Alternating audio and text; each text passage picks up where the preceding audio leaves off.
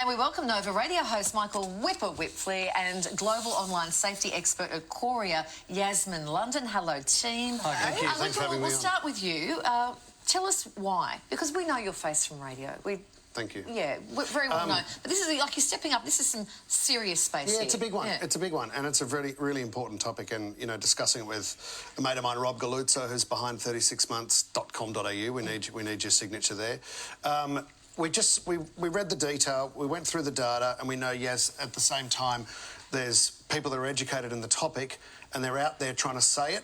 And we thought, if we can have a platform like you guys generously having me on the show to say it out aloud and call it out that this isn't good enough, then let me help represent the parents, the teachers, the groups out there that don't have this platform, that want to have their say, to say enough is enough, guys. Simply, this isn't working. This is not a good thing. OK, so got the Prime Minister on board. New South Wales Premier Chris Minns also on board now. Some would argue that it's not the government's issue, that it should be managed by parents. What do you say to that? Well, in a perfect world, we'd love to be able to say that every parent had that influence over their child and were able to sit down, explain it in detail, and the child would understand why we don't do this. But the adolescent brain isn't like that. And the other problem we have is the parents feel completely powerless because they don't want to create social isolation for the kid at school because everybody else is on it. We've all heard that as a parent, but everybody else is doing it.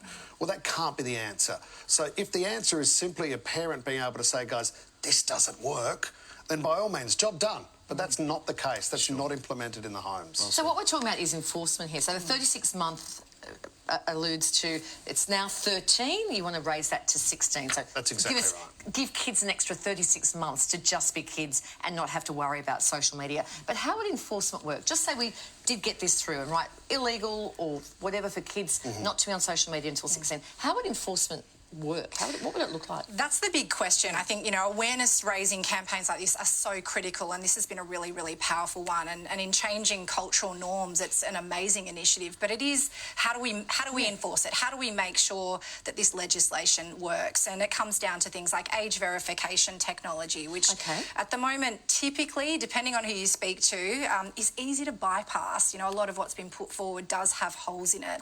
I think another part of this conversation as well is obviously the social media component, but it's also the device itself, because things like a text message conversation, cyberbullying and things like that can happen as a result of that too. So things like on-device safeguarding technology might be a really good solution here to prevent access or inadvertent access by kids as well. Whips, you're pushing for this age verification requirements, right? But I put it to you that if one 15-year-old kid knows how to get around it at school, then all the 15-year-old kids or 14-year-old kids know how to get around it. To a point, if we made it illegal, back to the parenting again, I'd love to think at least we would capture. We'd get a bag full of parents that we could at least arm with the facts of saying, you don't rob a bank, you don't steal a car, and you're not online, because it's illegal. And the great thing about social media, I suppose, too, is it's very public. So you're going to know, too, if your kid is on that. You know, I spoke to a parent yesterday who was just in tears on the phone over what had been happening, you know, with one of their kids. And more as I put my hand up and said, we need to jump in here, guys. Do you realise what's going on? Because the statistics are so alarming. We want kids to get to know themselves before the rest of the world does, you know, and we've got to think to ourselves too, Carly, imagine if we have that 36 months, we've handed it back. What are we going to do with it now? What's the education? And you've an expert in that field, but what are we going to do with that 36 months to educate the kids, build resistance and arm them with the skills that when they do hit 16 and decide they want to be on social media, they have some sort of defence and force behind them. And resilience. Because those images that you see as part of this campaign of the children who have lost their lives, there's just too many photos there of kids who've lost their lives. It's horrible. To bullying. Yasmin, people are paying attention. Yes. Good job. But what has to happen next? What happens next? Well, I am an advocate of parent education. I think that there is a massive role that parents play here, and because of this collective awareness, people are feeling more empowered to step into this digital world. I think typically we over-parent in the physical world and under-parent in the digital world. So it comes down to education, turning up to the online safety education sessions that schools put on year after year that historically struggle to get parents to turn up. That's something that parents must do. Learn about social media.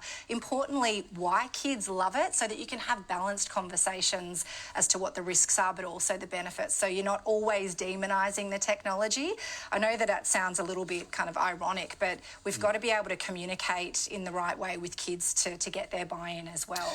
Guys, such a great initiative, some really great thinking around it. Thank you for your time today. Whipper, can't believe the Prime Minister of Australia is taking you seriously, but it's a good thing, mate. Feels strange, doesn't it? It just feels not right, but terrific stuff. And for parents listening to this, where are we heading? Where are we sending We're them to? going 36months.com.au, sign the petition. Thank you so much, guys. Okay.